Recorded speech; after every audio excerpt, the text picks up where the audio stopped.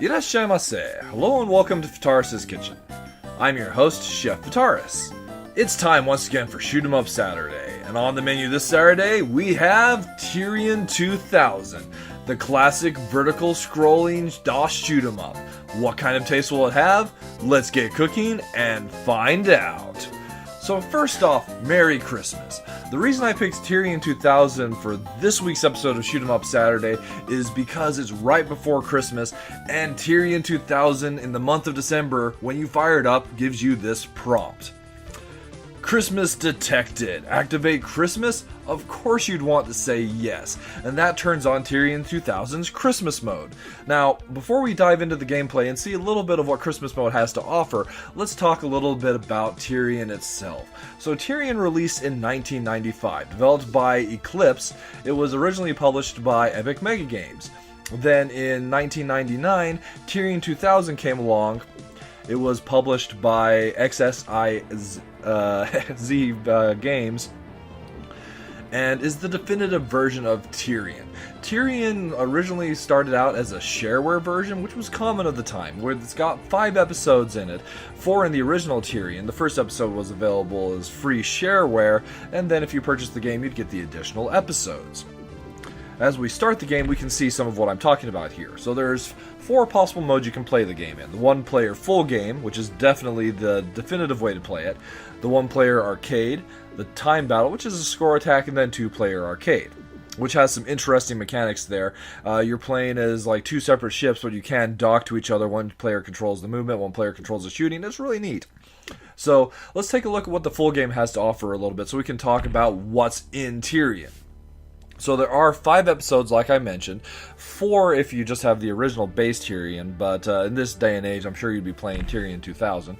The difficulty, there are initially 3 available, but there are multiple difficulties that you can unlock past this if you're crazy. So once you get to the game menu, here's where we see some of the meat of the game itself. One of the things I love about Tyrian, and I think really sets it apart, is if you're playing the full game, you have this upgrade ship option. If we go into that menu, we have all these options. We can go and change our ship. Initially, we only have the Talon available, but as you go and play the game and you get to other worlds, you'll have different ships available to you. If you have the money, which is basically your score, available, you can upgrade your ship, and that's something that's awesome. You can also go and change your front gun. Those will be different depending on where you happen to be in the game. Same with the rear gun. The shield. So the way that Tyrian works as far as your life is concerned, well, you have a shield meter, and as you take hits, your shield will deplete. Then if you give enough time between shots, your shield will regenerate, but only if you have enough generator power for it. And that's another really interesting element. The generator powers both your weapons and your shields. So if you're running low on generator or don't have a strong enough generator, you're going to be in trouble that way. Then there's also options called sidekicks that you can have. Just a ton of options that you can customize your ship with throughout the course of your run. I love it. There's also the story that's told through these data cubes. You can go and look at your ship specs. The options that are present there are great, but that's not what we're going to be looking at today. We're going to be looking at the more basic arcade mode, but I feel that arcade mode gives a better impression of the game faster than we would see with the full game of Tyrian. The one thing it does go and strip out is the whole shield generator combination that I was talking about. The shield is still there, but you don't have to worry about your generator levels.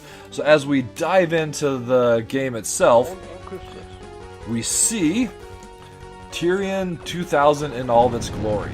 So it's a game that's your standard vertical scrolling shoot 'em up, definitely inspired by the titles that came along in the 80s like Xanac and Xevious, but it's has so much more to offer than those games itself. For one thing, each one of the episodes is basically a full-length shoot 'em up in and of itself. So you've got like 5 shoot 'em ups worth of content here.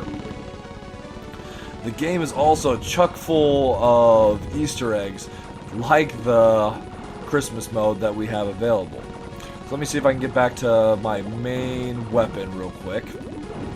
Although you can see some of the power-ups that are present in the game have been changed to look like holiday Christmas tree ornaments. So I've been able to go and upgrade, or rather change my weapon back to the pulse cannon, and as you can go and see, my main weapon fires with candy canes. There's also weapons that fire as and look like presents. Some weapons are spelling out the words Noel. There's also snow globes and snowman heads that you're throwing around. And all just as an Easter egg for playing the game in the month of December.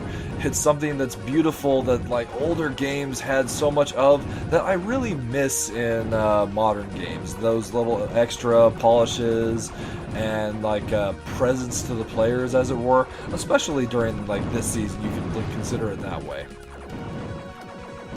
So in arcade mode, we're picking up power-ups throughout the course of our playthrough that are all over the place.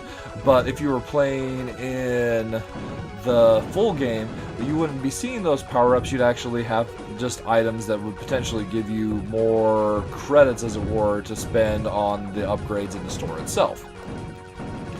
So I have been taking shots, and if you'll hits, and if you'll notice, when I do, my shield meter goes and falls. If you take enough damage, it'll start impacting your armor, and lose enough armor, and you'll lose a life. Or it would drop you back to the main menu if you're playing the full game itself. As far as it does give ways to help you, at least in the lower difficulties. Once you hit warning status, there's a ship that'll fly towards you. If you destroy it, you can get an armor pickup. Santa rammers have been detected. So in addition to changing some of the weapons and other sprites in the game for Christmas mode, there's also some sound effects that are changed. You might have noticed every once in a while there's some digital voices going on in the background, and they'll be talking a little bit about like Christmas in that case. Like when a boss approaches, for example, it'll say, "Massive Christmas enemy detected." There are also secret levels pretty much available after every stage in the game. Massive Christmas enemy detected. I purposely did not pick up the power-up just to move on to the secret level unlock, just to move on to the next stage. So the enemy bum rushed me there, and that's one of the easiest ways to die. If you collide with a big, high HP enemy, that's definitely going to take you out quickly. Holiday season completed. Holiday season completed. We're not really done with the holiday season yet, but you get the idea. On Christmas. And that is basically Tyrian 2000. So as far as minus flavors are concerned, I don't really have many that I can say about the actual game itself. The minus flavors that I have for Tyrian 2000 come from playing it in the year 2017. You're basically using DOSBox if you're playing the version that's available on GOG, which I will link in the description below, so be sure to check that out. Like DOSBox, there's just a few compatibility issues. Some of the problems I've run into are issues with key bindings. It didn't properly detect the joypads that I usually use for playing on a computer, so I'm playing with the keyboard, which works really well. You can also play with the mouse as well. That gets a little bit finicky if you have your mouse speed turned up, and depending on your mouse as well. So, your mileage will definitely vary on that one. But those options are there, and speaking of options, the game itself does have a lot of great options available, as was typical of DOS games of the era. But anyway, that's the biggest minus flavor, is just having to go and deal with DOSBox and some of the compatibility issues that are present therein. It actually took me even a little bit to get the game to start, as DOSBox was crashing on each startup. It was frustrating, but we got here, and I'm glad I did, as Tyrian is one that from my younger years that I truly love as a game. As far as the plus flavors are concerned, man, this game's got them in spades. Mainly the biggest one is all the content and all the extras. The game is chock full of Easter eggs. At the start screen, you can enter in all these different codes to get different modes and ships throughout for different arcade playthroughs. You can go and enter in Lizard to go and fly around as a dragon firing fireballs, or pretzel to go and fly around as Pretzel Pete's pretzel truck. There's also a carrot that doesn't quite look right in this particular version of the game for some reason, but you can fly around as that with the word weird. And just little codes and Easter eggs like that. This game is full of them, and it's the kind of thing that you don't really see much in gaming today. It's truly disappointing that that's the case. In addition to that, it's got an amazing soundtrack that's also available for free. You can go and find it on Bandcamp if you go look around for it.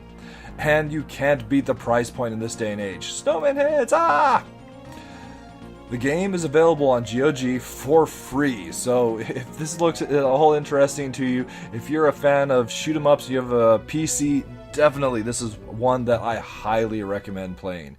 You'll definitely find a lot to enjoy here. I really can't recommend this game enough. Its taste is exquisite. Alright, well, that'll just about wrap it up for this week's episode of Shoot 'em Up Saturday. As always, I want to thank you so much for coming out and joining me. A very Merry Christmas this week.